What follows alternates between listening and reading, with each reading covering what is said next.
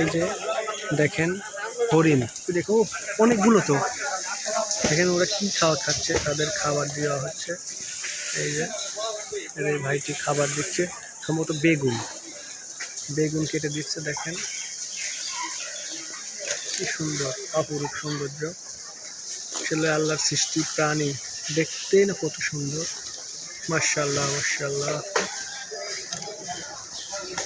ওরা এই দেখেন এখন খাচ্ছে ওরা।